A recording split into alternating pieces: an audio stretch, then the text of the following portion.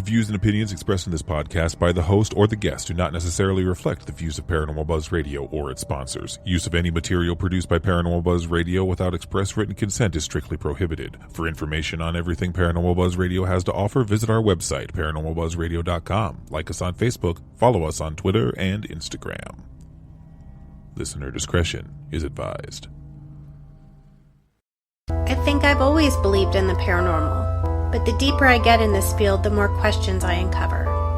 I started a program called Seeking the Paranormal in an effort to gain insight and dialogue from others interested in the same things as me. And while we've learned a lot together, the questions still remain. So I'm bringing my thoughts to the airwaves, and I've brought along my friends, Adam and John, to share in the fun. Together, we'll tackle the tough topics and debate the evidence as we continue to seek the paranormal.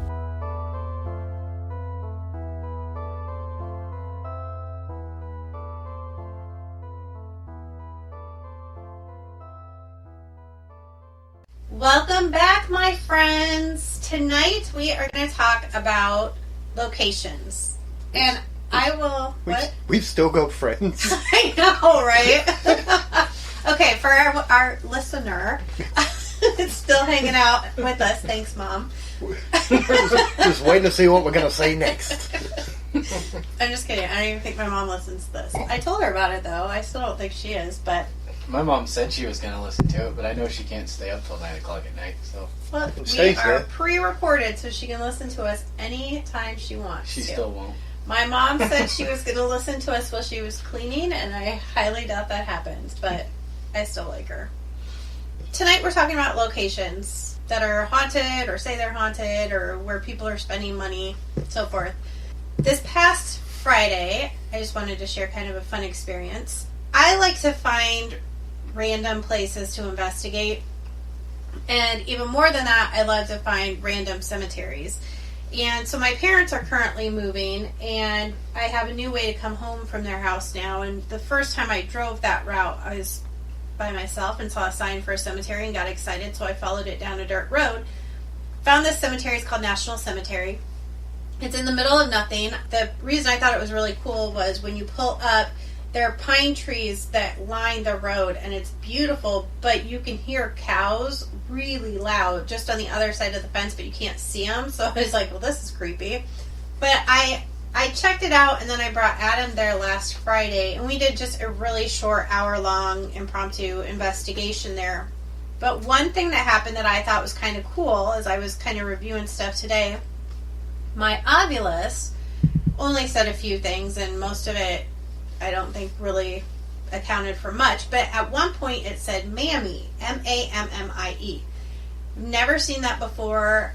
That's not even a word that people use anymore, so I thought it was really weird. And then today, when I was doing some research on the cemetery, I just checked to see if it was somebody's name, and there was a little girl who was born and died in 1907 with the first name Mammy. And I was excited. So I know John is sitting over there going, whatever. Whack job. That's a coincidence. No, not at all. I got a question about the Ovilus, though. Yeah. When it goes off, does that mean it's ovulating? We should ask. Alright. We need to write that down. We need to send Bill Chappell a message. Does the Ovilus ovulate? And are two of them called an ovuli? Also a good More question. than likely, yeah. What do you call their children? I don't. So, I don't know, locations, basically, you either find your own or you pay to go somewhere. Am I breaking that down too simply? Or? No, I think that is exactly it. And the thing that kind of sucks a little bit about the paranormal community anymore is that we've sort of quit looking for places. And now it's just, if it was on TV or in a magazine or something, then we go to it. People quit looking for new places. I am all about finding new places to go, and we have been really lucky to be granted access to some buildings where we've been the only group who's investigated there. And the Granger House, which we're part of now, to our knowledge, we were the first ones to investigate there, and we've been lucky enough to open that up to other people, which is how we got to meet John. So poor us. Beware what you do.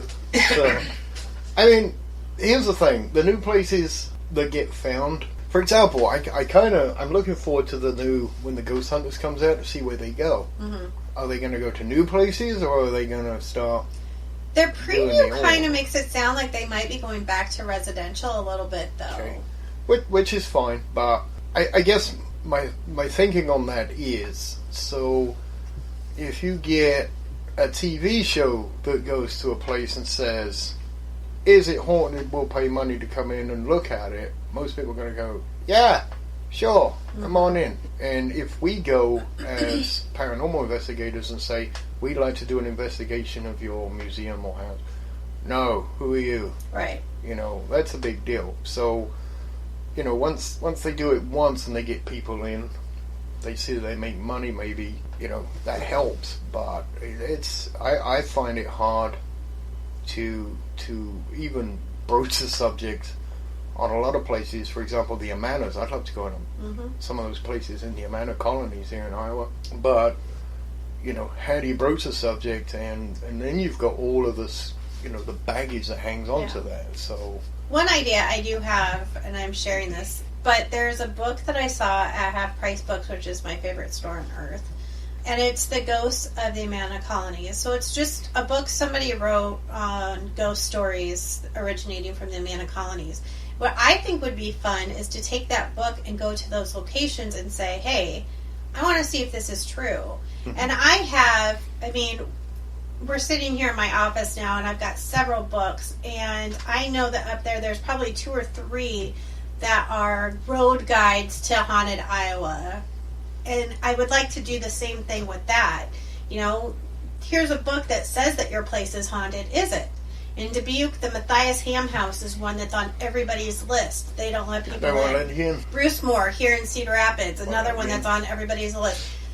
I've said many times before they've quit answering my emails because I have pestered them to death. But the thing is, we started off with that same kind of book, and when you scratch off all the places that won't let you in, like there's a Carlos Achilles here, and but when you're starting, you're like, hey, let's do it. Oh, I would love to find the truth in that story. And it is in one of the top haunted places in Iowa, according to whoever put those lists together. So stupid. But by the time you've scratched off those, when you look at that book, you're sitting in a cemetery somewhere that's open 24/7. You kind of feel like a grave robber.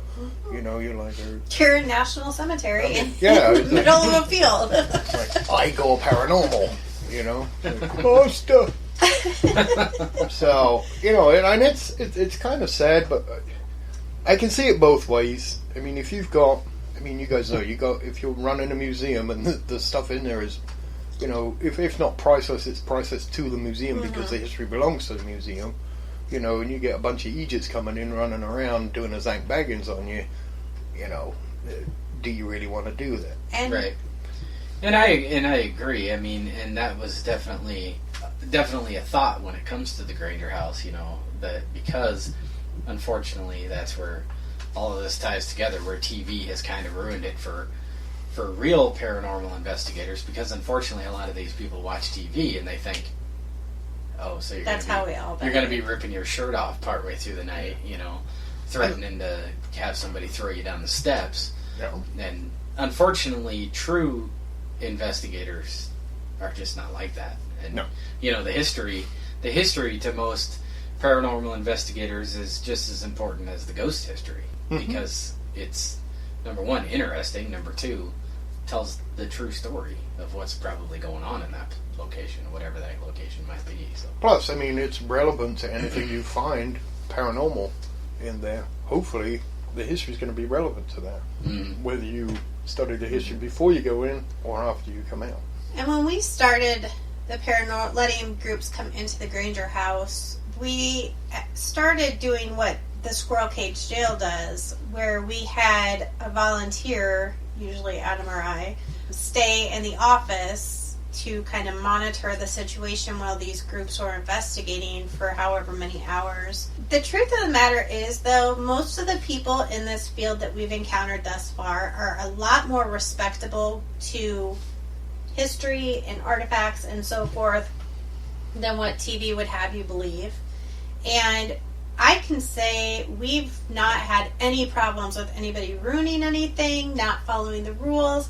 Now, granted, I don't know what they're doing when we're not there. They could be worshiping Satan for all I know. But so far, it's been okay. And everybody seems to be acting like mature adults, and they're leaving the museum the way that they found it. So I do hope that more places will start to, give it a shot like the Granger House did. I know we've investigated a museum in southeastern Iowa. I can't tell you the name because they're not open for investigations yet, and they fall into a problem that a lot of places do, where no offense to old people, but they have an older generation on their board who thinks ghost hunting is nonsense and that we're all crazy and don't want to hear anything about it, so they won't entertain the possibility at all. And the unfortunate part is the museum we went to, they thought we were going to be there. They gave us 2 hours, but they didn't tell us they were giving us 2 hours for an investigation, and this was a stop on the Underground Railroad. So we would have loved to have had way more time, but I think we had a really good initial investigation, and we all do want to go back, and my understanding is that they are considering letting us come back. But I know that they were shocked to see that it's not like it is on TV at all. And I hope that they start letting us tell other groups that place is awesome and letting them come in too. Yeah, but for that to be true, though, I mean, you're saying not all groups are like the ones on TV, but a lot of them are. Because that's how they learn their trade. How do you learn to be a ghost hunter? I mean, what makes you want to be a ghost hunter is you watch those TVs. Now, if you watch Taps at the beginning, then you're going to be fine.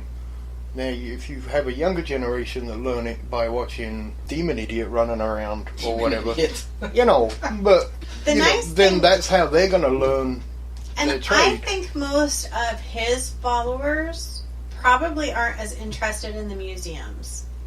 Right. Maybe I'm wrong, and maybe I'm making a generalization, but... What do you think they are interested in? Sanatoriums, prisons, jails... But a lot of those are museums, too.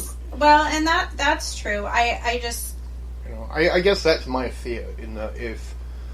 I would be curious to contact some place like the Squirrel Cage Jail and ask them if they've ever had any issues. I can do that. Well, yeah, I mean...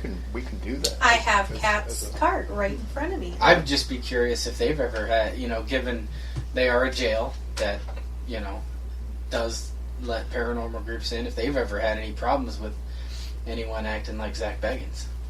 I'm sure they have. I mean, in there, though, I guess, there's not really that much you can break. It's made of metal. Yeah, that's concrete. True. The only thing you're going to break is a mannequin, maybe. Yeah. They do have some creepy mannequins in that place, though. Oh, and Granger House doesn't. What are you talking about? Touché. Oh, man. I know they're there, and some nights I'll walk in. It's like, every single time I go upstairs, they'll open up the blinds when I'm just doing regular tours. I look the one guy in the master bedroom every time. I look at him and go, "If you touch me, quit." Just remember that. Just when you're wandering around in the dark, and then you go around, and especially the boy sitting on the bed, because he's right behind the door. You go in and you see him out the corner of your eye. You kind of know he's there, but you see him out the corner of your eye. You have to run downstairs, put on a new Depends, and then start again. Did you ever open the closet in the master bedroom? No. Okay, next time you're there, do that in the dark.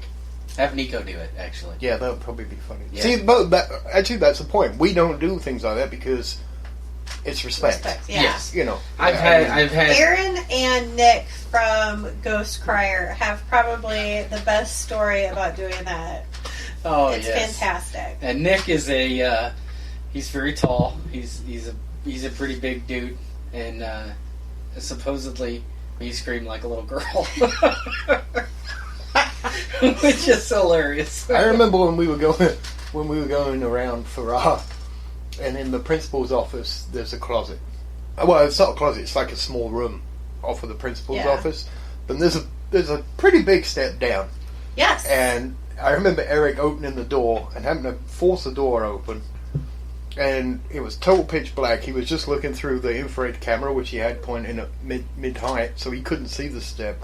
And when he started going down, yeah, he screamed like a little That's girl. so funny. He thought he was going all the way down.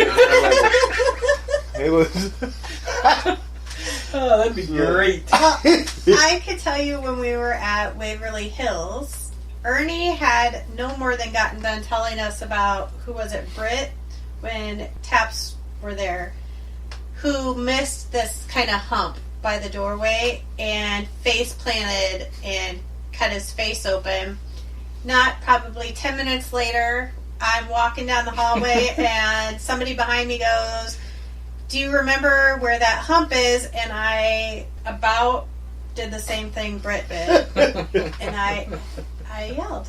Uh-huh. Well, hang on a moment. Thinking about that, when we were in Buxton, 2 women go into the ruin, 2 women fall down out of the ruin, coming back out again. So That's true.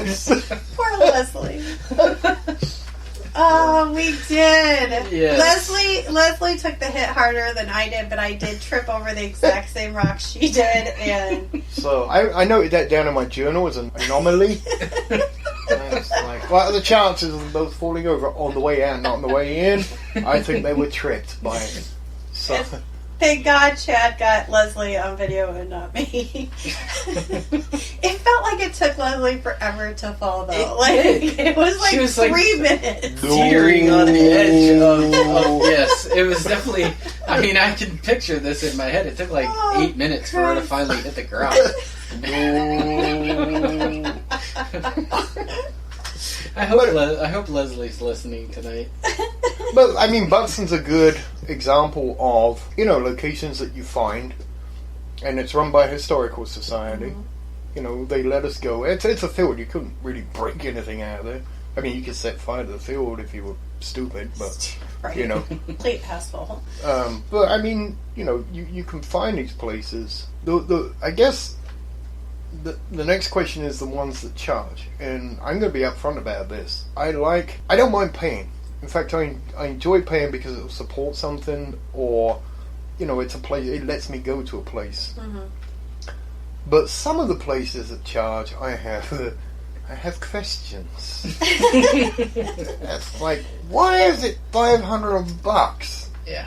When other places that are much bigger and probably cost a lot more, you can get by with $225. Right. Or Well, and we talked about that in episode 2. The prices don't really match. Shit, what was it? The Queen Mary was $600. Are we allowed to say shit on this? Huh? We allowed to say shit on a podcast? Yeah. Oh, Yeah, right. we're labeled as explicit. Man, I've been holding back. Oh no, don't hold back. Shit. Also, what's funny is I think it's cute that you think you haven't sworn on this show Yeah, yet. no, I know I have.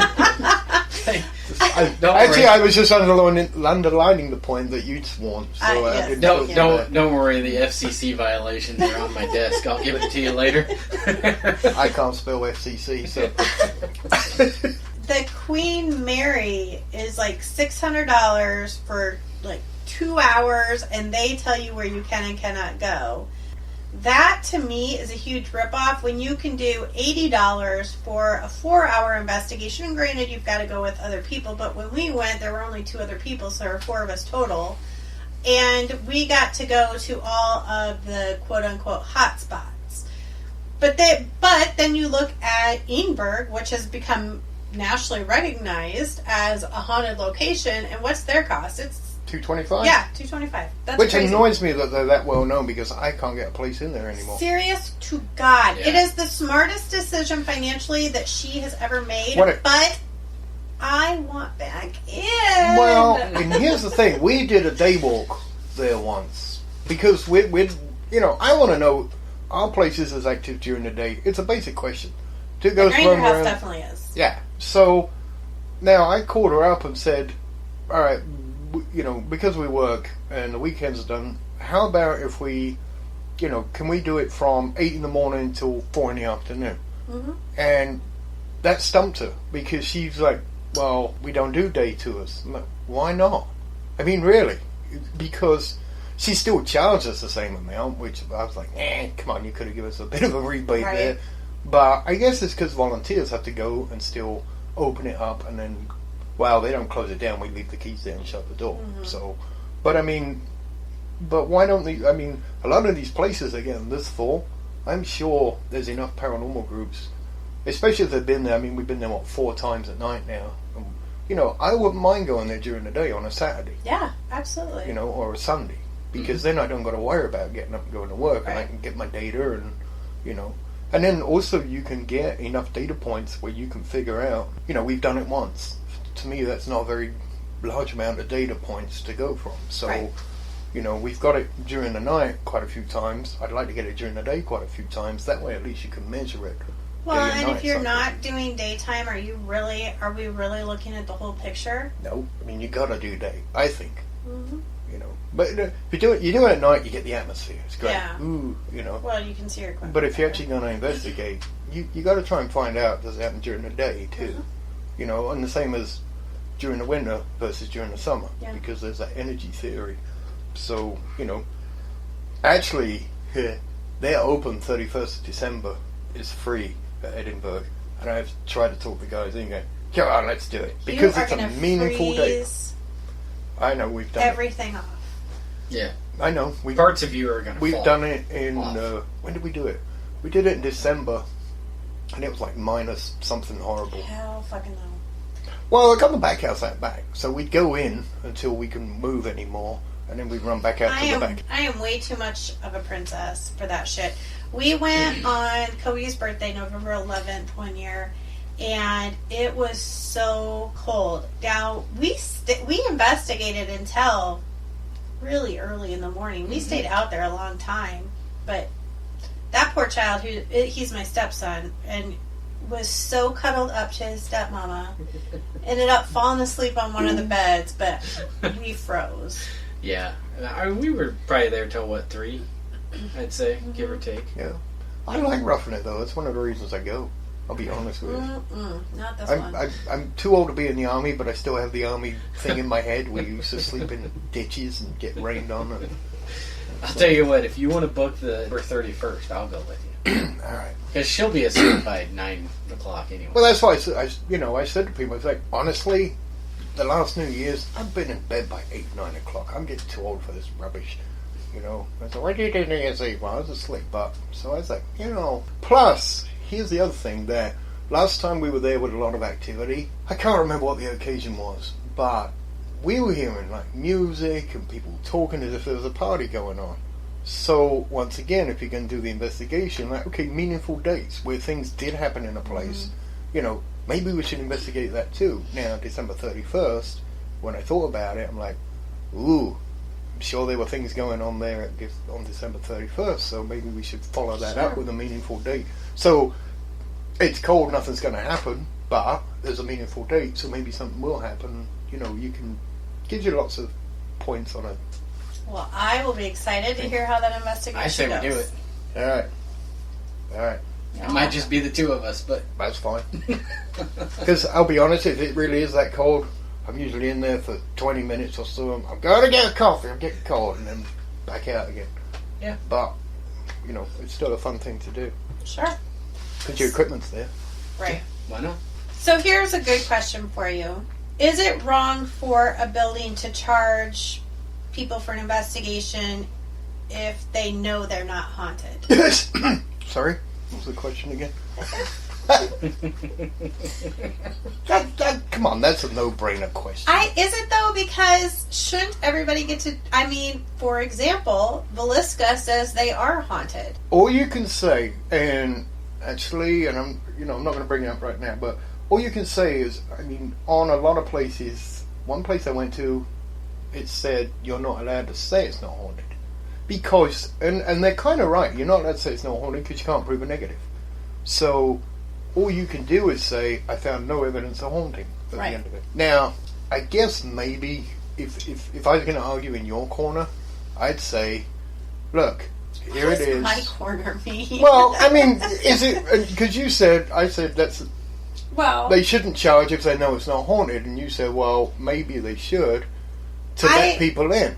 And everybody to make their own opinion. In which case, if you go in and you haven't done any research on other groups that have gone in and they're all saying, I found no evidence of haunting, then yeah, I guess it's your own stupid fault for going. Well, amen. But people don't say that. They don't, and I do put Villisca as your opposite to that, as a location that says that they're haunted. And I've had people come back and say that they've gotten all kinds of crazy shit, but I've had more people tell me that they don't find anything out there. We didn't get anything. And actually, the thing that bugs me with Villisca is it is so small. I mean, it's like a rabbit hutch with 2 stories. Mm-hmm. So the problem is, if they're going to charge $500, how many people are you going to take to make it kind of affordable? So if you go to, let's say, Edinburgh, where it's $225, you could take 10 people there and kind of stay out of each other's way. I mean, I don't like groups that big, but you could get away with it, you know. But shit, we don't want more than that going to Waverly. no, If we can help it, and No. Waverly is ginormous. but what I'm trying to say is, if you try to take 10 people with somewhere like Villisca, you know, or even 5 people. I mean, we went with, I think it was 5. 1, 2, 4, 5. 5 people, I think it was. And it was too many. You couldn't do tripping it. over each other. Yeah, because if you have 2 or 3 people downstairs, 2 people upstairs, So, you're still how polluting do you each feel other's that is stuff. size-wise compared to Granger? It's a lot smaller than Granger. Oh, it is a lot smaller? Yeah, Okay. yeah. Because the Granger house is not big. No, And you have to be very careful about size. Now, when we do our flashlight tours, we do 20, so we can do 2 groups of 10. But these are people who aren't used to investigating, and we don't let people roam by themselves. We do an organized investigation together.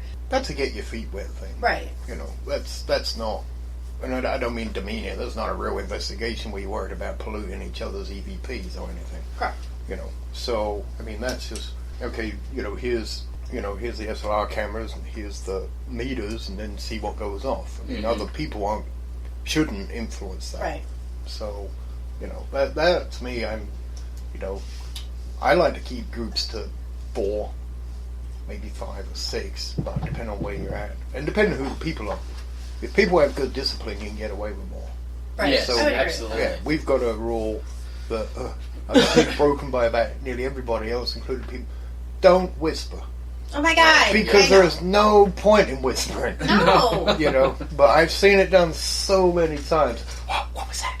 You're right. And It's like, well, I just got an EVP. No, you didn't. Someone was whispering. And the Yeah. problem is when you come away and you're going through your stuff 2 days later, 3 days later, you hear a word that's like that. Yeah. You don't remember who whispered and who didn't, And I always try to say that when we do our public investigations.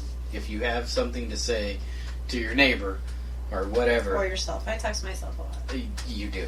Just say it. Just say it out loud. It doesn't really, there's no point in trying to hide it. I'll be honest though, I've caught myself doing that. Oh, I I've ain't gonna done it. lie. Oh, I'm not being high on my whispered. Now, horse. the But good thing that I will say about my team that, I like the habit we've gotten into is we're pretty darn good about tagging our noises, whether it's Carrie and the noises that are emitting from his body. Because he ate Taco Bell before we went on an investigation. Right. What a terrible idea that was. God bless him. I love him. Though. happens to me and donuts. I just had to throw that in.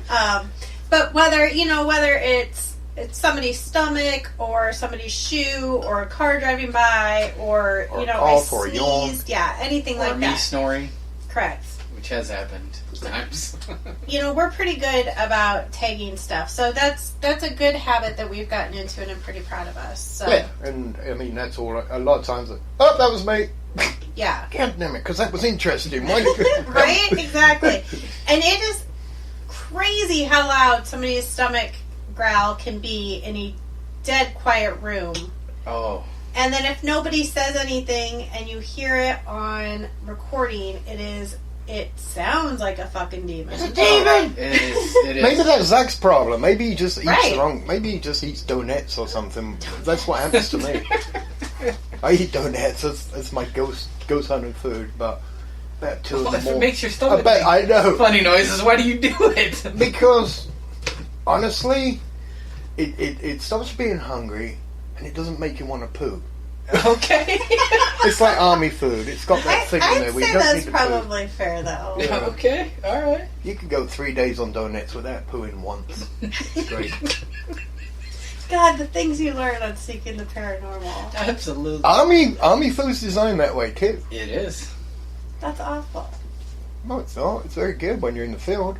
They don't want you squatting No. every Don't couple you get hours. shot? Well, I have a really hard problem believing that you didn't still go twice a day.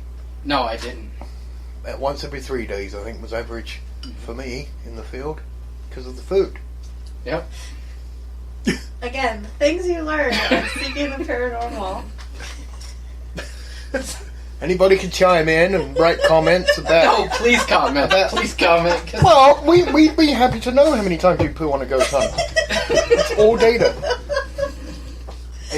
Nobody talks about it, but it is important. I suppose it probably is. Alright, we're moving away from poo and on to better things. So, we had kind of talked about Villisca and whether it may or may not be haunted. But I found no evidence of haunting. fair enough. That's basically all you can say. Well, and we've never been there. And to be honest, it's some place where, yeah, before I die, it'd be cool to go, but it's not at the top of my list. But, like, anytime somebody finds out you're from Iowa and that you investigate, the first thing they want to know is, have you been to Villisca? Yeah. Every time. And the last thing they want to hear is, I didn't find anything. Right. Actually, when we were there, though, we were reading. That's another place that has like ring binders and journals where people write down what happened to them. And here's the other beef. Well, it's not a beef, but I mean, here's another indication. When you're reading the journal, you get, well, me and Megan were here, and like she got so freaked out, and she ran away, and then I said, Megan, see. That's what... You just can't take it seriously. No, I mean, but Yeah. the point is, that's how you have maybe a little bit of history, or you have made-up history. I mean, that place isn't made-up history, obviously. But you'll get those types of groups going there, and that legend will grow. It's like snowball. They start it off a little bit. Some places have pretty much no history, but they'll let them in and go, oh, well, there's a mystery lady on the third, whatever, fill in the blank what they tell you. And then all of a sudden you'll get those kinds of people go in, and that will grow. And I can kind of prove that statistically in that I'm not saying that going back to Edinburgh, because that's my baseline or one of my baselines, every time I go back there, I get told, oh, we have some new names. Mm-hmm. I'm like, where'd these new names come from? What it just grows and grows. It becomes a living thing as people go in there. I mean, there's lists of people who are there, so you Yeah. I mean, I get that, but yeah, no, but that's why even if it's true, why are they only coming up now? Right. Exactly. Why weren't they there at the beginning? Exactly. So, Well, and just because a place has history, like Villisca, does that mean it has to be haunted? No. I mean, you got to remember, for me, I'm still going, oh, there's such things as well, this. yes. That's my basic question. So, assuming a place is haunted just because something bad happened there. Okay, people say, oh, that's a good indication, but for me, that's not a set fact. I mean, I've found that we've had more anomalous stuff happen in places where people were happy because they want to be there. Mm-hmm. That's just my take on it. The Granger House. Well, and I would... Yeah, and there's, The fact that I believe that they can come and go as they want to. I think that might be I think they can, if they want to be there, they can be there. Why would you want to go back to a place where you got violently murdered? People think that they are stuck there, which is... Well, I know some people do believe that, and I'm not saying that... It's impossible. You can be traumatized and keep reliving a bad experience. I get that. But I understand that, okay, so maybe there could be some residual from all of that energy that was expelled from that traumatic experience. Like, I get it. That could be a possibility why there's something there. But as far as, like, spirits going there, why would they want to come back to a place like that? Why wouldn't they want to go to a place where they're happy? Where they felt at home, where they felt comfortable. I can play devil's advocate. I mean, the theory can be that, okay, let's say something bad happens to someone, they get traumatized. It plays over and over and over in their mind. And, it's like PTSD or what have you not, why don't you just forget about it and move on? Some people can't. And that could be the same with ghosts. Now, Whether I believe that or not, I don't know. Well, I would lend that. But to I don't give them an automatic free card because something bad happened there. They're gonna have a ghost. Right. Does that make sense? Yeah. Oh no, it makes perfect sense. And I can't say that just because some place was super happy and had a lot of fun things happen that means there's going to be ghosts No, either. no. I mean, it's not one way or the other. Isn't it interesting though that we think that there's got to be like a rule about how places are haunted? It's because we're humans and we have I to know. find patterns. I know, you're right. It's just, as I sit here listening to you guys talk, I'm like, but why? Who makes the rules? Right. It's I like, say we start our own rules. yeah, if I pay that much, I want to see a bloody ghost. That's a rule.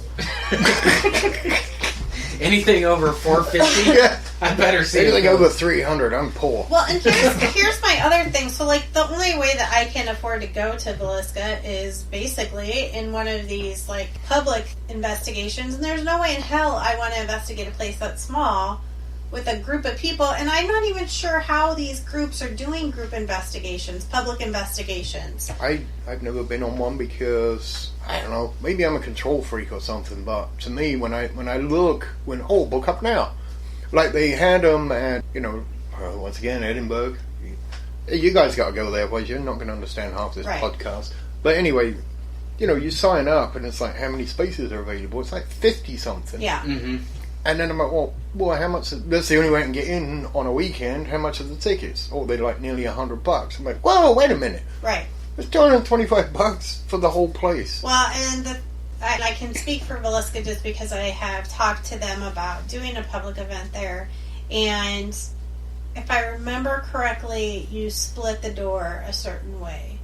So... Yeah, like, I can understand that. But that's still huge overhead. Yeah, and it also is. to maximize... To me, if they're doing it that way, it's being done for, like, a chunk of change. Mm-hmm. So they're going to maximize that, get as many people in as they can, and that's not an investigation. For me, it's not. I mean, I'd rather just rent a place, even if it is expensive, because, if there's 5 of us that go $100 a piece for 500, or 5 of us go for $100 a piece, but there's going to be another 20 people there. Yeah, there have been a few places we've done group investigations, and we've done it, or I should say public investigations. I always say group, I mean public. There are a few reasons we've done it. Number one, we went with Strange Escapes, which is Amy Bruni and Adam Berry's, well, it's primarily Amy Bruni's travel group. They were at I can't even say it now. Yes, because I've tried to slow it down. No.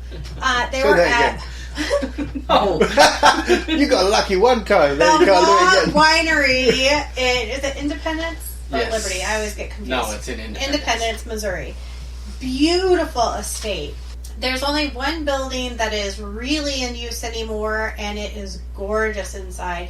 The whole place is a winery now, but they do weddings and all kinds of different events there. But then there are 3 more dilapidated buildings, and actually they get worse as you go down the line. But it was an Oddfellows property back in the day, and they had an orphanage.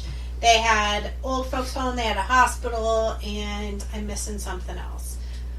And it's a really cool property, but the only way you can get in there is either through an investigation, public investigation like that with Strange Escapes, or you have to contact the group that the property trusts, and you can do an investigation, but they have to be with you. Mm-hmm. So in that case, it made more sense for us to go through Strange Escapes. Now, Adam and I have also gone to St. Joseph's Hospital in Lorain, Ohio.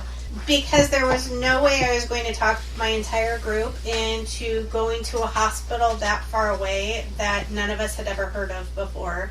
And we got to take part in that investigation for a pretty reasonable price. I think it is Ghost Stop. God, it's either Ghost Stop or Ghost Hunter Store. One of them offers public investigations, and that's where I had found out about that one. But I thought they did a good job. The only thing that sucks when you do, like John was talking before, when you're doing an investigation, and like I am an EVP person, so I remember specifically Adam and I were in one part of the hospital area that we were investigating, and we heard something, and I said, is somebody there? Like 5 times, and nobody answered me, but then I see a couple walk through. I know you fucking heard me. It's like investigating with Nico. It is investigating with Nico. Like, the child just does not ever want to answer me. You know, they're EVP probably. They're probably walking by and go, look at that nut. Look at that nut. Right, She's exactly. talking to the air. Look at her. Talking to the living here. Well, and that was Well, we never know. I mean, honestly, to be when you're doing a ghost investigation, and one of the most said things was, "Is anybody here?" Now we don't know if you talk to us or if you talk to dead people. And I've said to you all before, talking to the living. Then we know, and we say yes. Yes. But those two people walking through, they probably went, "Look at that nut." I'm sure they did. The other issue that we had, well, with that one especially, is we kind of tried to block off. When we were in one of the larger areas, But they said you can have the whole floor. Yeah, but then they kind of like, well, you're not supposed to be over here. Well, Like, why not? What do I pay money for? Right? What the hell? We were actually having some interesting stuff happen off on our own in this random area. I mean, here's the thing, and this would be, I like going with other groups to see how they do stuff, but the other thing is, that to me is interesting, is the larger the group, do you get more or less activity? That's a data point I'd like to kind of look at and go. I kind of feel, well, I think the ones I've been on, you get less, in my feeling. and I was going to say that too, but then I wonder how much of it is because you were distracted by the idiots in your group, or... You mean those of a different opinion? Yes. Or they're just, because you've got people at all levels of investigative, I'm going to say Ability. knowledge, yes, Say ability, whatever. You You've got from your orb believers to people like John who are trying to be super scientific, and that doesn't always mix well together. I mean, I don't know about super science. A little bit of common sense goes a long way, though. You know what I mean? You sometimes science stuff to death. Well, Just say yes. Out of love, I'm allowed to tell you that. here's the thing. If there are ghosts, they cannot ignore the laws of physics. I'm not... So, I'm just trying to look at it that way. You can't just say, "Oh, it's magic because it's a ghost." Doesn't, I can't get my head around that. So. We've already talked. Quantum physics is where you're going to find your answers. Well, maybe not. I don't know, but Someday. There's some type of something kind of physics that'll work. fairy dust. So where are your guys' favorite places that you've investigated? Talking to living here. Oh, well, then I should answer you. Let's see, my favorite place we've investigated. Probably the Palmer House in Sauk Center, Minnesota. Again, it was a public investigation, but we did get to go off just the group of... That was when we first started. There are 5 of us there. Does that take prior 4 investigations? I think she will. Yeah. Let's go. I think she will I'm ready anything to go for money. whenever. Yeah. Because that place is It needs some help. in need of some cash. We'll go. Yeah. But the fact that we got to go kind of off on our own, just... No, there were only 4 of us. Yeah, 4 of us. Just the 4 of us. And had an experience that I have no recording of or anything else. But that experience definitely rates up. I believe there is an top. auto recording of us somewhere. I believe Carrie said Chandral had a recorder running, so you can hear our reaction, but that's all there is of Yeah, and I mean that was just crazy. I mean, I don't think unless we go back there and can experience the same thing, I don't think we'll ever experience anything. Well, do you like want that to again. explain to our listener what happens? Our listener? He's All right. probably asleep by now anyway. Yeah, maybe. I don't know. You probably kept him up with the poo talk earlier. I was trying. So we Be were. sure you get that drink. I in needed a before you sip. keep I was going. getting dry mouthed. So we were sitting down in the basement. We were told by Bill Chappell, the owner of Digital Dowsing, if you don't know who he is, to go down in the basement, turn off everything that emits any light, and just sit and watch. And we did, and we watched shadows dart across doorways, and then some of them rush right at us. And I can remember having Josh sit on my left-hand side, and we watched one rush right at us. And he looked at me and said, "Did you see that?" And I looked at him and said, "Yeah."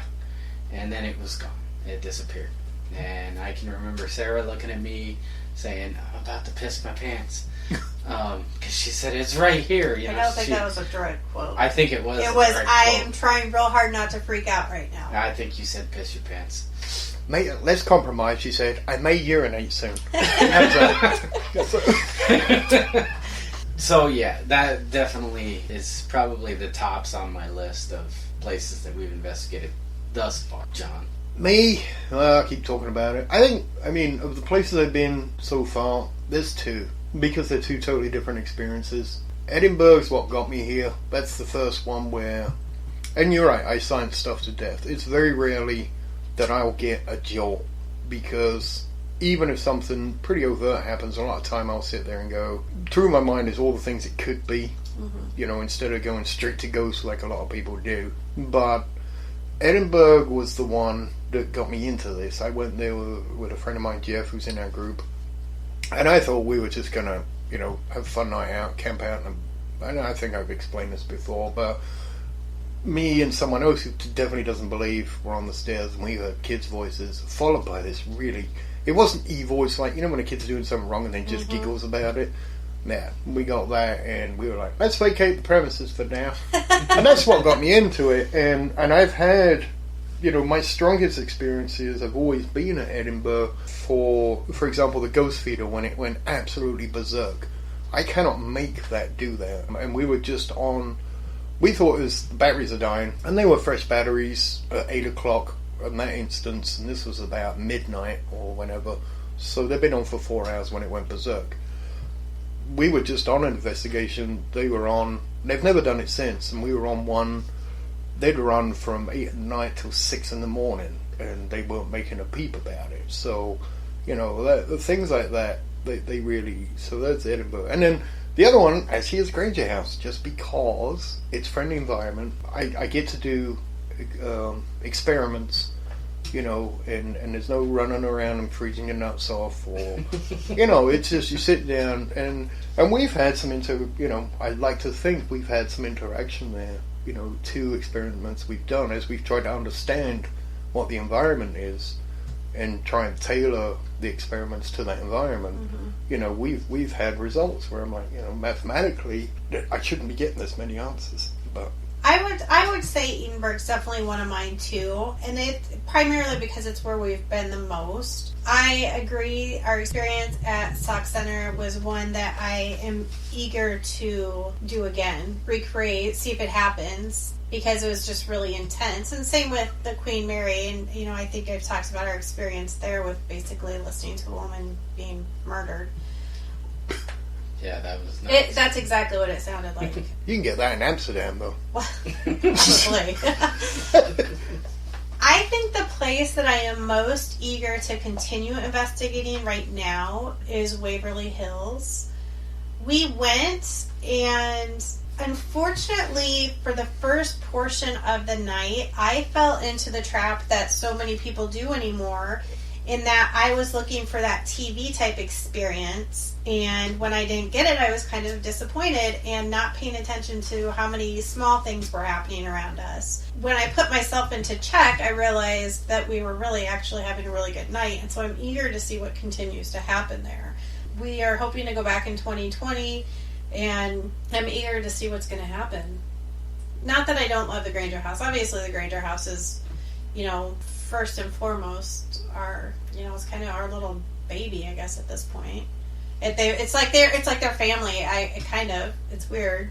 And I mean, when I leave the house, I say goodbye, family. Yeah, but I mean, you guys, you know, I mean, you tend to you're there all the time anyway, whether you're investigating or right. not. So I'm guessing, you know, if it were me doing an investigation there, wouldn't feel any different than when you're there anyway. So, you know, I get that. Yeah. But another thing I do like I agree with you about the Granger House, is because it is a nice place to be able to test some theories, obviously within respectable means, but, you know, like... Let's see what they do if we set the curtains on fire. Yeah. Not a good experiment. Probably don't do that one. If anybody does that, I'm going to kick somebody's ass. Edit that out. We don't want to give any... John made us do it over the airwaves. Yeah, no bad ideas. The interwebs. Oh. But, you know, like, for example, I have a Boo Bear, and we just let him run one night. We left him in a digital voice recorder just to see what happened, and he talked to himself all damn night. So, unfortunately I haven't followed up the way we should have with that experiment, but someday I'm going to get off my ass and actually do that. Yeah, I mean, the thing being is, I wanted to bring up is distance. You brought up Waverly. For me, I mean, I don't mind, I'd like to go to places like that, but that kind of distance to me, I hate driving that far. Incredibly inconvenient. And then when you get there, so, and then I'm self-employed, so I don't get, time off for me is like gold dust anyway. But if you get there, so what do? You drive all the way there, do the investigation, and then drive all the way back? No. You're going to have to stay there. Mm-hmm. And I mean, to me, if you drive, how many hours is it? 8. 8. 8.5. If I drive 8 hours, I'm not doing the investigation there. No. No. Mm-mm. So, no. So if you drive if you're doing it, let's say on a Friday night. It's a 3-day. Yeah. Well, no, it's a day driving back. Mm-hmm. And your day of investigation. So yeah, you drive there the day before. Yeah. And you do the investigation the next night, and then you leave the next day. That's what we did. I'd stay awake all night and then drive 8 hours. No. That'd be tough. No, we left. What time did we leave? It ends at 4. Yeah, you have to leave by 4. 4 in the morning. Yeah. Oh, okay. Check out so time. you go back in the afternoon. Yeah. You drive back in the afternoon. Yeah. Basically. Okay. Yeah. We checked out of our hotel at 11 and then drove back. So, I had at least. We were still tired, but yeah. And we all took turns taking naps on the way home. But yeah, but it's distance definitely sucks. I stay as 4 hours I'm comfortable with anymore. I never used to be. To be honest, I hate driving. I hate being in a vehicle that long. But, 4 hours I can deal with. We do 2 hours, stop, eat at McDonald's, stretch our legs, get back in, do the other 2 hours. Yeah. But a lot of that is because, for example, when we do Farrar or when we did Villisca, those are pretty fair drives. Mm-hmm. And then, but we stay awake all night usually. Or at least I do. Because Yeah. if I'm there, I want to get as much in as I can because I don't know when I'm going to come back. Mm-hmm. And also, for me, it's important of marking down, okay, did a lot happen from the 12 to 3 in the morning? Does it happen because some places they come alive early and then die off. Some places take forever to liven up. All of a sudden you'll get a hit and then it will die off again. So I kind of... One thing that I was talking to Adam about, though, when we were at the squirrel cage, going back to our clips from BBC's The Ghost Hunters. So the way that they investigated Borley Church for the first, 6 times, was they just left recorders inside and just stood guard outside to make sure there's no interference. Yep. But that's how they did their initial investigations. And I think that there is actually something to that, because then you're not interrupting the natural occurrences within the building. But that's how I started off when I said I was going to do this.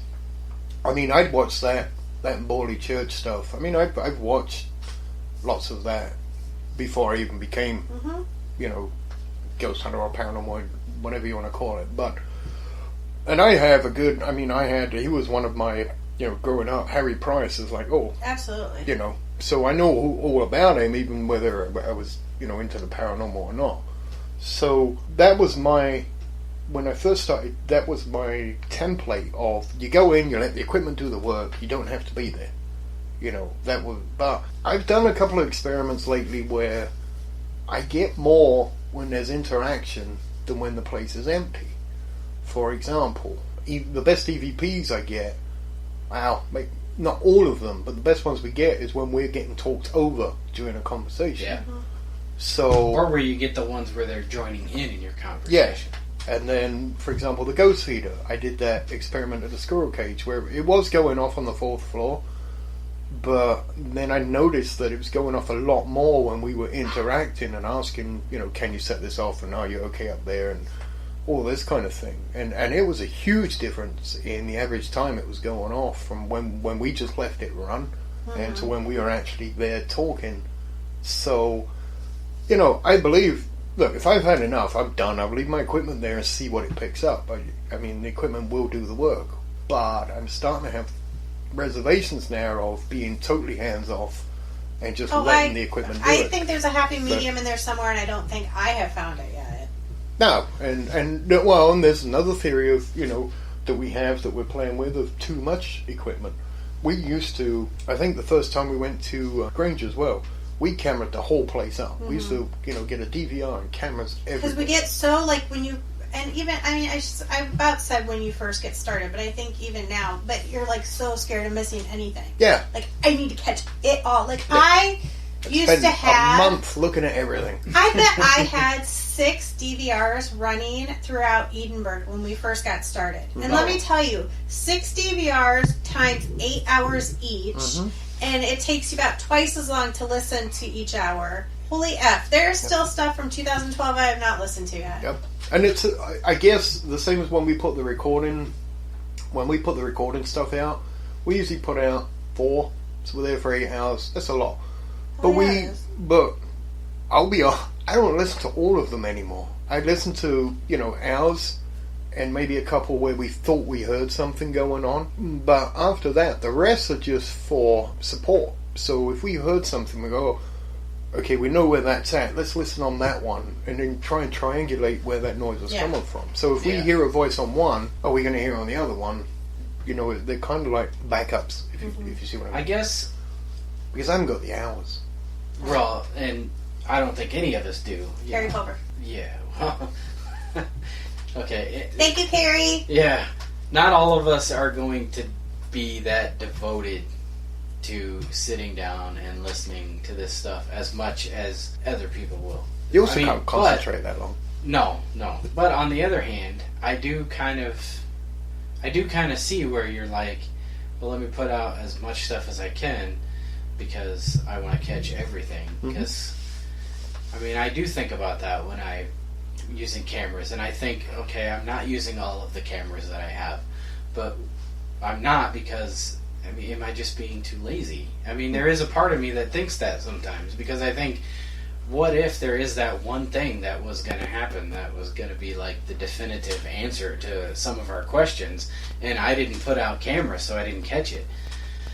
But I don't do it. Like, I'm too lazy to do it. We used to do it, and here's the thing: when we used to do it like that, I mean, we did it first time we went to Farrar. I mean, it was kind of active. The second time we were like, blow it. I mean, we never caught anything on the cameras, even when there was stuff going on. The first time we went to Farrar, all we had was my click camera. And the one video camera. With quote-unquote night vision. And a voice recorder. And that was probably the most active time we've ever been there. Yeah. Oh, I would agree. It records at night as long as the lights are on. Well, exactly. Yeah, note to self, to everyone out there. Just because it says night... How do they put that? Not night vision. Low light. Yeah. Maybe that's how they word it. No, infrared is what you want. They do not pick up much. Yeah. And they don't... They can't see infrared lights. And you can test that by pointing a remote at your camera. And if it can see the blinking light on your remote, on an infrared remote, it can see infrared light. Yeah. So the filter's off. But I learned that the hard way. Oh, it's low light. I can't see shit. I can see more at my eyeballs. So going back, I asked you guys if you thought lying about the hip... I shouldn't say lying. If you believe that a place isn't haunted, is it wrong to charge people to come in? And John told me that he thought yes, in not so many terms. It's a grey area. I mean, if people want to come in and they're hounding at you, and you say, "Look, it's not haunted," and yeah, but we'll pay you $500 to come in. Yeah, sure. Well, yeah.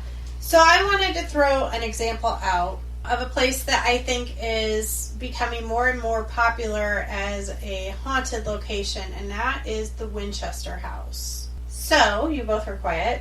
Sarah Winchester married into the Winchester Arms family, and the rumor was that she was told that she would be haunted by all the spirits of the people who had been killed by Winchester rifles. And that is why she continued to day in and day out continue to build onto her house. And her house is a crazy maze of rooms and doors that lead nowhere, windows that lead to rooms, and it's an interesting house, but it's somehow gotten the reputation of being haunted. Now, if you actually do your research, Ms. Winchester actually was a Freemason and a mathematician, incredibly smart, loved numbers, and every part of her house kind of feeds into the things that she was interested in and that she believed in. What happened was she had been contacted by a reporter who wanted to speak with her about her home, and she told him no, she didn't want to be interviewed and she wasn't going to let him in.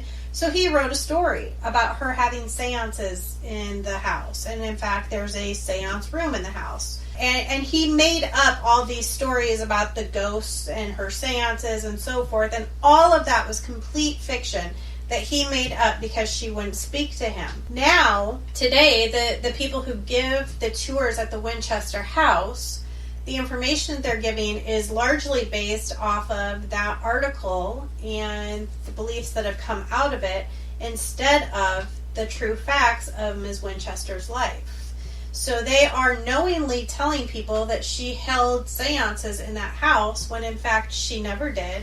She did not believe in the paranormal. She did not believe ghosts were after her. She kept people busy and paid them money so that they could care for their family. She was a very loving person. She kept to herself largely, but she was very caring and wanted to take care of people and wanted to make sure they were taken care of. Well, depends if they say allegedly. Here's the throat clearing. To my knowledge, they do not. If they say allegedly, and I don't think they do. I think that they are 100% because they got alleged in a newspaper. I don't think they're saying that though. Well, I think they are 100% putting it out there that this is the type of crazy person that she was. That she was very eccentric. Well, who debunked the reporter? Would be my next nobody question. Obviously did, but there's plenty. Then how do you know he's lying? I guess is my question. Who? Her biography. Oh, okay. Who wrote her biography? I would have to look up my. I'm just. No, you see how you pull the thread? I understand what you're asking me. Yeah. If it's an autobiography, okay, but she still could have been lying. But chances are I want to say it was like her niece or somebody very close to her. I read parts of it, and I have not read the whole thing. And actually, Pat and Brian, who we've talked about before, Pat is very knowledgeable on the Winchester history, and she's actually the one that tipped me off to the fact that largely what we know is completely fabricated about that. And I'm not. I know you're not. I cannot. Right off the top of my head, I cannot remember who wrote the biography that I had read pieces of. Because that's the late 1800s. That's late 18, early 19. Yeah. So that was in the rise of the spiritualist movement. So, it was very uncommon for women to be allowed into the Mason organization, and she was, which, they're kind of pseudo-spiritual. Well, they are spiritualists. They are. Just not in the way that she was holding seances. So, and they have their, their different rituals. If that's not spiritualism, I don't know what is. Absolutely. She never held seances there, and she was not hiding from ghosts. That comes down to those two things. Yeah. And people have decided to cling to that. And quite frankly, I think her house is more interesting knowing the reality of the situation. Mm-hmm. That there's numbers involved in the way this house is set up. And there's shapes involved in how this was set up. And it all means something. It's not just craziness. And I'm prepared to believe that a lot more than she's running from ghosts. Because just building rooms onto your house, if you think a ghost is after you... I will try to find... what you thought that was going to do for you. Right. Oh, they move through walls, do they? Well, bugger. Right. I will try to find that book, and I'll put it on our Facebook and Twitter so other people can look into it. I found a website. It's called The Truth About Sarah Winchester, and I've used it before. It's written by Richard Allen Wagner, and part of it is called Dispelling the Truth. And it says... As with Francis Bacon, Sarah Winchester's legacy has fallen victim to the Liberty Valance effect, i.e., when the legend becomes fact, print the legend. Fundamentally, the tour guides at WMH know the canned patter that they give tours is mostly folklore. But why bother looking beyond the superficial orthodox folklore when it's much more convenient to embrace the myth and keep reciting the mantra? We'll never know what Mrs. Winchester's thoughts and motives were. However, historians and archaeologists would sharply disagree, particularly when the person of interest has deliberately gone to great lengths to leave a well-designed trail of clues and artifacts to follow. It then becomes a matter of separating fact from fiction. But it's not convenience, though, really, if you think about it. I mean, they've got to deliver a patter of, or, their banter, whatever the banter is. So, convenient, as you said, it's just convenient to do that. It's not convenience that does it. What does do it, and it's the same with a lot of the locations we go to, is what's the best drama? Because you go there, basically you're going there to be entertained. Whether you're being a tourist or a ghost hunter, you're going there as a pastime, to be entertained.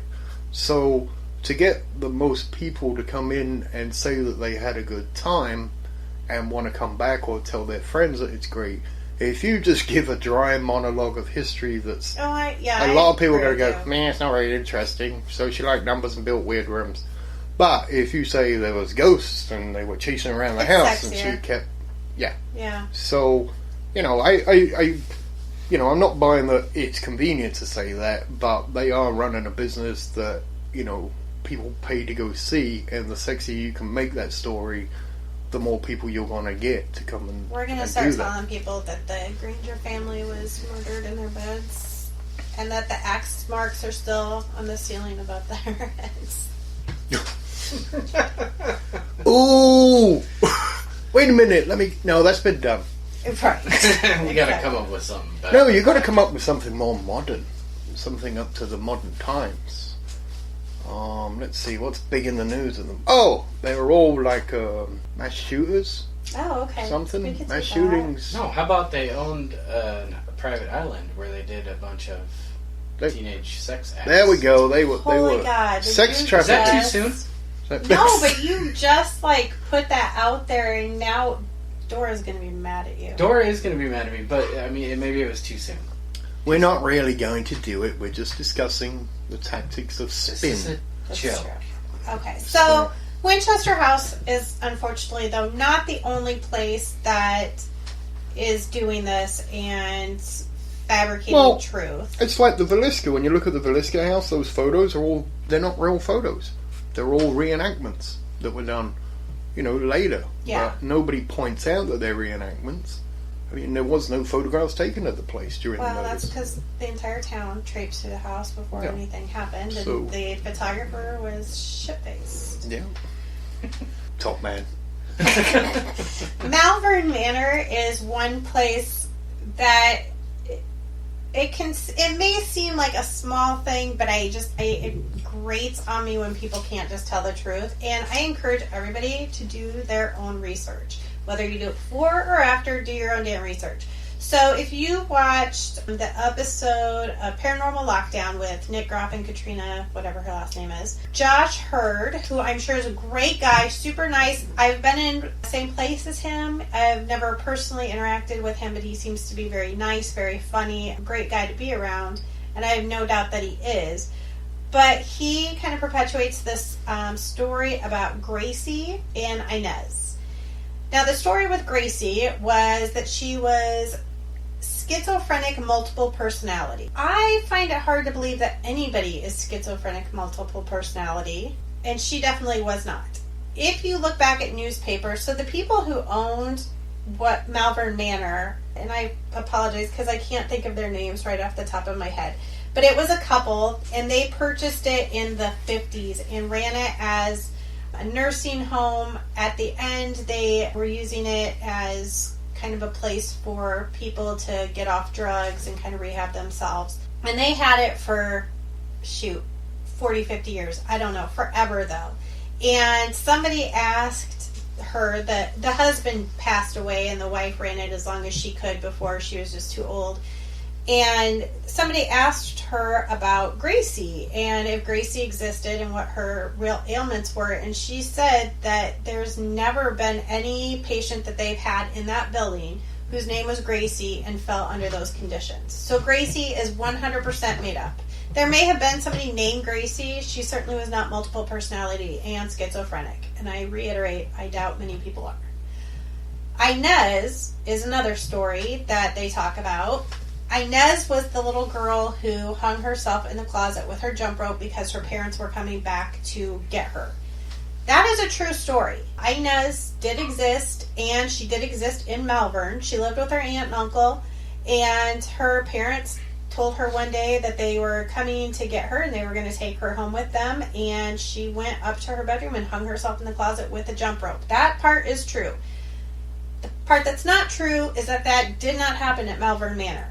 She did not live there. Her aunt and uncle owned a grocery store that was not there, not at Malvern Manor. So the fact that he says that she hung herself in that closet is complete false. I'm not saying Inez isn't there. I've never investigated Malvern Manor. There could be a Gracie there that talks to people, and Inez could still be there talking to people. The fact of the matter is, their backstories are not true. Yeah, I mean, once again, it's spin. Yeah. And then, I had trouble talking to a couple of that group going to Farrar, because... That's another place that... Yeah, well, that's totally... I mean, we had a lot of feedback from locals after we did our investigation about the strict principal and the molesting janitor. The molesting janitor. Yep. That's in every school. And they said, that's crap. They never heard of it. But here's the thing. So, when I said to the group, let's go to Farrar, I mean, it's been investigated. It's something we haven't done. Let's go. One of the group brought up, yeah, but okay, if it's haunted, why is it haunted? It's a school. Isn't that why we go investigating? Well, to find out why. That's what I said. But once again, it's a paid place, so they're like, well, why are we lashing out money on this? To go look. I said, well, because it's in the portfolio. For me, it's in the portfolio. We get some data, find out if it's haunted or not. But here's the thing: as soon as we were looking online, and that janitor came up and the principal came up, that member of the group was just fine going to investigate it after that. So I can guess which member it was too. But I guess my point being is, if you're just going to have a nice story and say, oh, by the way, it's haunted, people are going to go, well, why is it haunted? Instead of saying, let's go see if it is haunted, yay or nay, a lot of people want to go, no, I want to get slapped around and thrown down the stairs and scratched and shout demon or whatever. That's part of that banter, I think. And we watched an episode... and it will grow.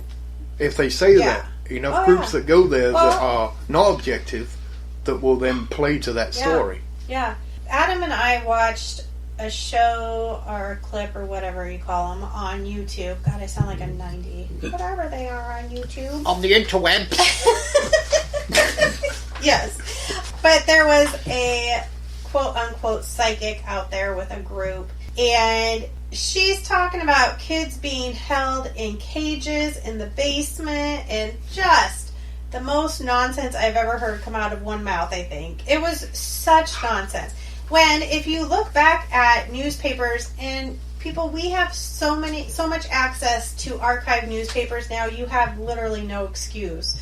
They had glowing things to say about that school. That school was well loved from the second that farmer donated his land to build it until they had to close it. And the only reason they closed it is because they were consolidating school systems. Mm-hmm. There was no badness coming out of that school. There was never any allegations that I'm aware of. It was used as social events and all kinds of stuff, not just the school. So, I mean, we got a lot of... When I did the intro, because we'd never been there before, and I was reading just the blurb off of the webpage and stuff, and that was the intro to our first video when we went there. We're going to Farrar, and apparently this happened. And I said, apparently, and I also said there's no historical evidence of that. I said all that up front. But because, even though I'd said that, we were getting feedback on the Facebook page and stuff, where people were going, plus I spelled Farrar wrong. That really annoyed them. So, I know. So that came up, and then all of a sudden it was like, I haven't heard nothing of this. That's rubbish. That's, the only one that came forward and said it might be haunted was a guy that used to deliver to the school, and he said that, he heard stories of people that worked there where things like the gas was turned on for no reason because they knew they turned it off in the kitchens and stuff like Just that. small stuff. Yeah, Yeah. you know, there was no janitor or principal. And the other one that really kills me is, and we took a picture of it, if you go in like the restroom, the safe room they call it there's that sketch of the principal coming down the stairs that somebody did a drawing of. That's what I saw. And it's a really good drawing. I'm like, man, I tell you what, you should work for police, because the sketch artists in the police don't do drawings like that. You know, I could recognize that guy if I saw him on the street, you know, so you kind of wonder what's going on here, really. Well, we had the first time we went there was, you know, kind of crazy. You know, we had a marble thrown at us. Yeah, I'm not saying it's not. Yeah, no, but you know, and like,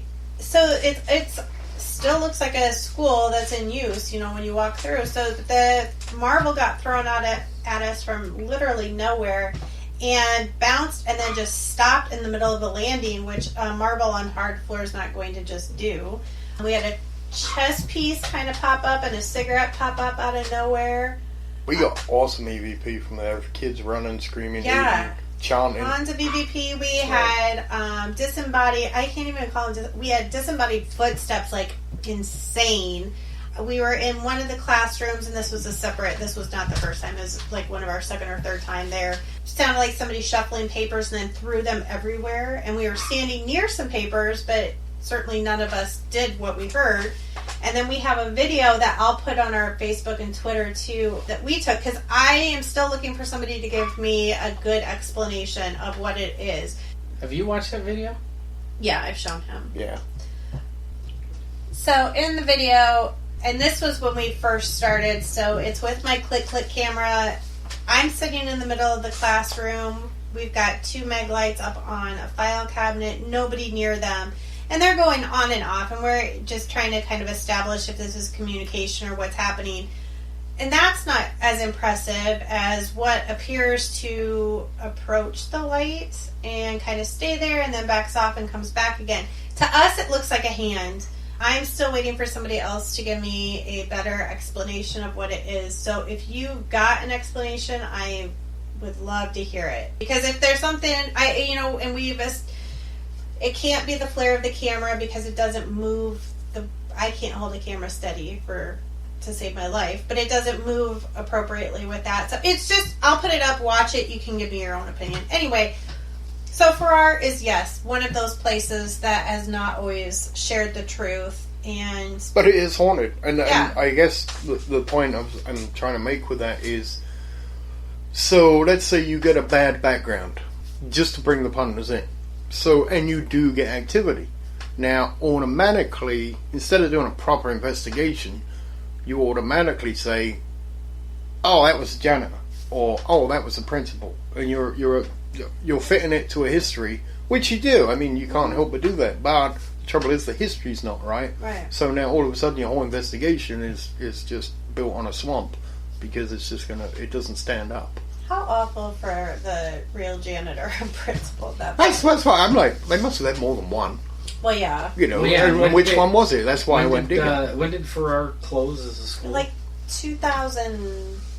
Yeah, it wasn't that long 2010 ago. or Something just like around that. that era. Do they talk about, I mean, I'm just curious now, because as you said, you know, how awful for that principal and that janitor, but did they talk about when this stuff allegedly happened? Like, No. It's just, it did. It right. Did, I mean, and I'm just thinking, like, okay, so now you got this poor janitor that was the janitor at the school that's got... When they opened, like, 1912, so they got a lot of janitors and principals. Yeah, but people like, oh, you were a janitor at Farrar? Were you the one? We know about you. Raping little girls. And, you know, if you look at, like, I know only in your state had Viola School as one of the most haunted schools in Iowa, and our friend Heidi actually owns it. So that's another building that we are the first ones to get to go investigate. And we had tried to do a public event there, and the county shut us down. Anyway. County officials. Right. Assholes.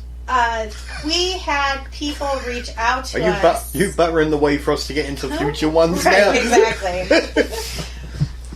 But we had, and I can remember one guy in particular that reached out to us and was insistent that the janitor had been molesting kids at the school. When that is not true at all. Almost everybody that reached out to us about the school had nothing but amazing, happy memories of their time there, and were really sad to see the condition the building was currently in. But this guy, but just like with Farrar, just insistent that the janitor had been molesting children there because, you know, it's sexier if it's got this... Where was he getting his information from, though? His ass. That is an hour and a half of my life that I can never get back on the phone with this guy. Oh. While I was driving halfway across the state. He wanted in the building. You gotta learn to do that. Sorry. Oh.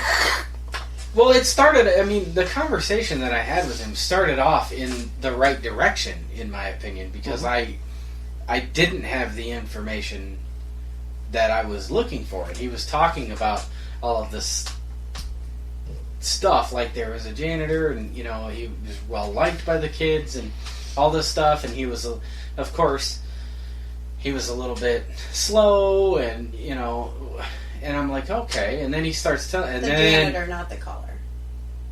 Well, we don't know. He could have been too. I mean... Maybe the caller was a janitor trying to confess.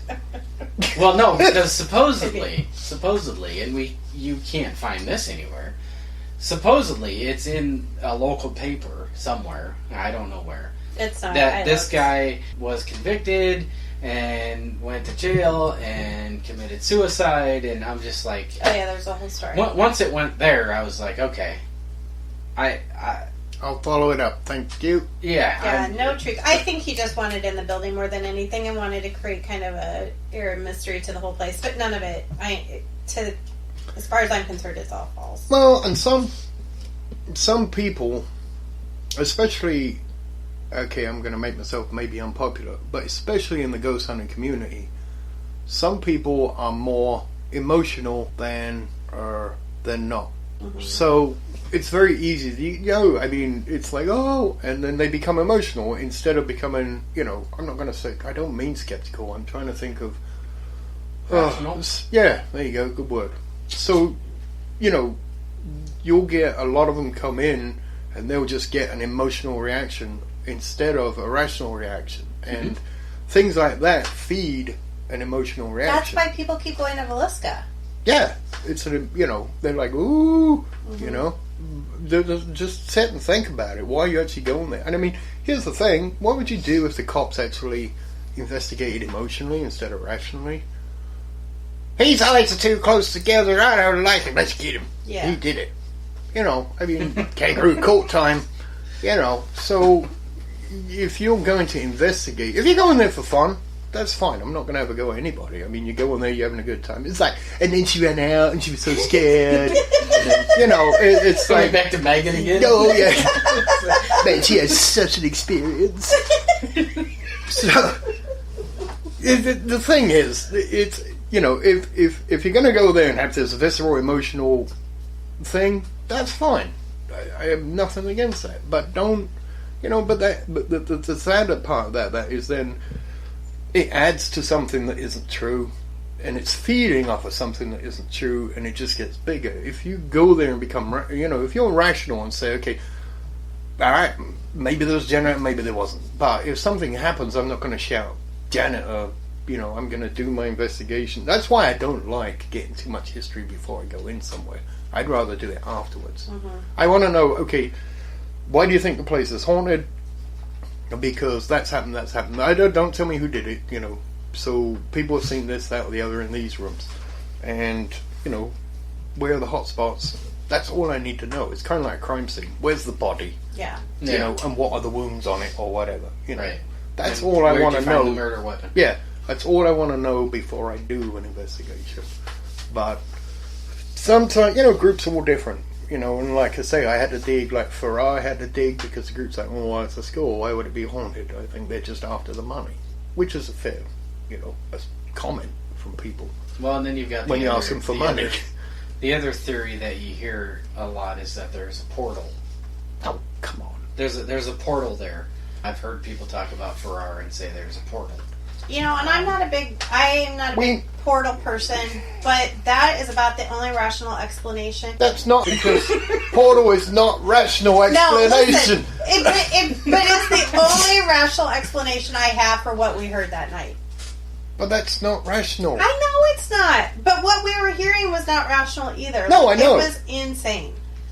That's fine, but you can't jump to portal. That's not the rational jump. I did not say that. We were told there was a portal there. That was the only thing that made sense to me. And I'm not saying that's what it was. I am not condoning that excuse. And we should do, actually, we're asking what we were going to do next, is maybe that a lot of, what's it called, urban myths, what do you call it, pop culture, seep into this. Okay, so yeah. Black-eyed children. We're going to do that. So our next episode, we're going to talk about the community, so buckle up because things are going to get bumpy. And then we are going to talk about why we believe in ghosts. And then after that, yes, let's absolutely talk about these folklore, urban myth things that have become reality all of a sudden, out of nowhere, for no reason.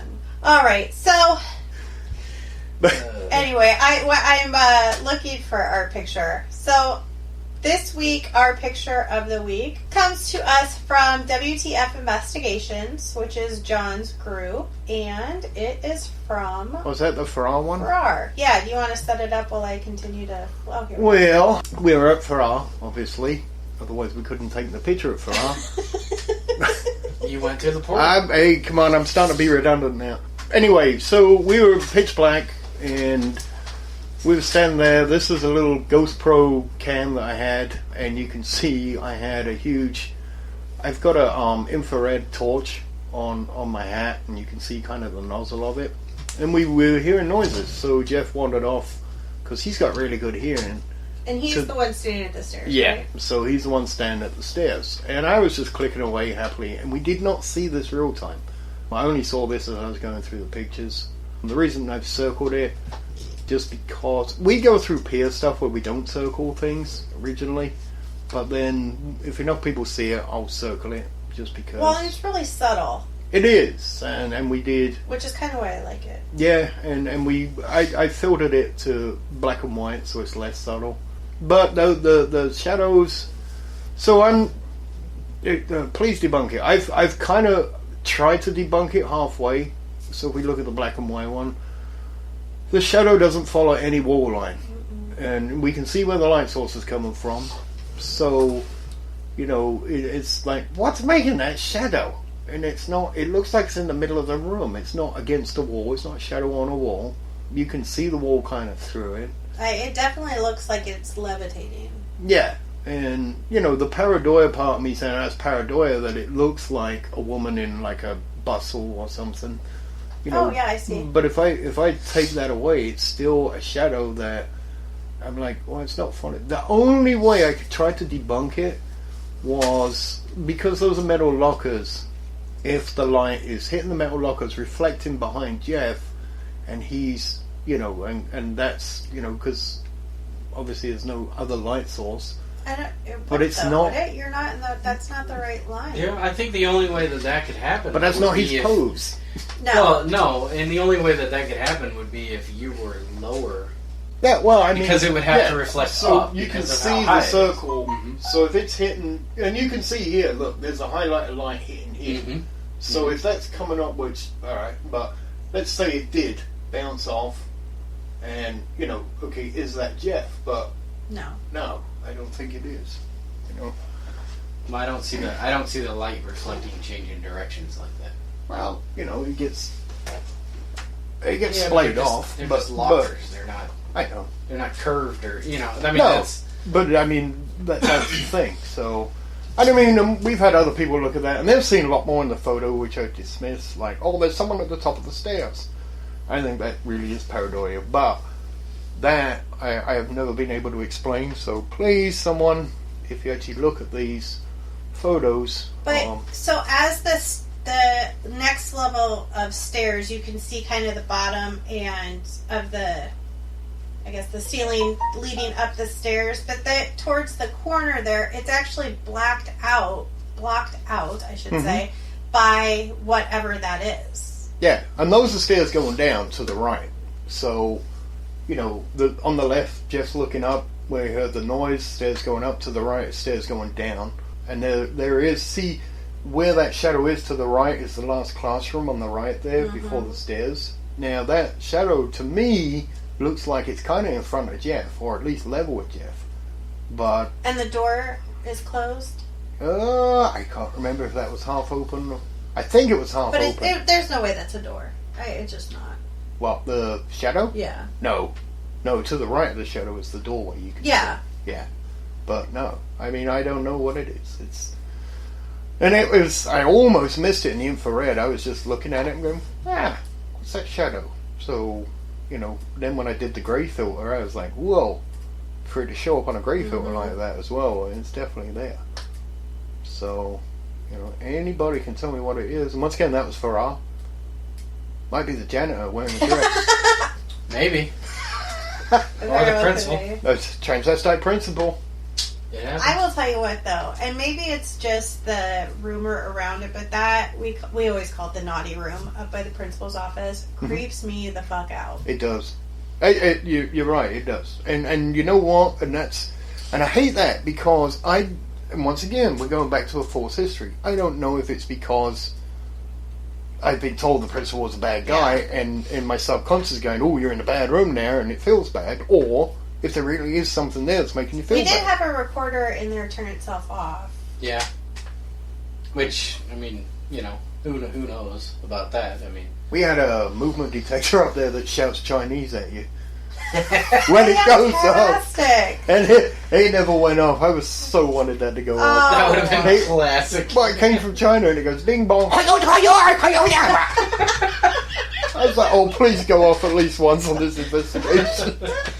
That'd be an interesting test to do sometime, would be to take a group of people, and I'm sure someone's done it, but I would like to do it. Just take a group of people, like 20 people, 10 of them at one time, give them a story about this room being really bad because of something tragic happened, and 10 people another time and not tell them anything bad about that room, and see what their paranormal experiences are, one group versus the other. I think there is a study. I'll have to see if I can find it for I can almost bet you what the results are. Oh, I would almost bet what the results are too, but I just think that would be... It'd be something interesting to be able to... Something to document. Yeah, to pose to people and say, okay, this is something that I did. Which is why, don't get that kind of history before you go in, because you're getting mind raped, basically, before you go in. Mind raped. Well, they're abusing your mind. Listen, I am not raping somebody's mind with my knowledge. Ew. Okay. Your silence. She took that way too far. I mean, I can think of a funny antidote, but I mean, you keep taking it down the line like that, it's going to get ugly. All right. Our conclusion is this is an anomaly. I think we all agree. Until somebody can offer us something better. I hope they do. Yep. Absolutely. All right, so we'll put that out there. I'm going to take these two jokers away, and the rest of y'all keep seeking out the paranormal. Properly.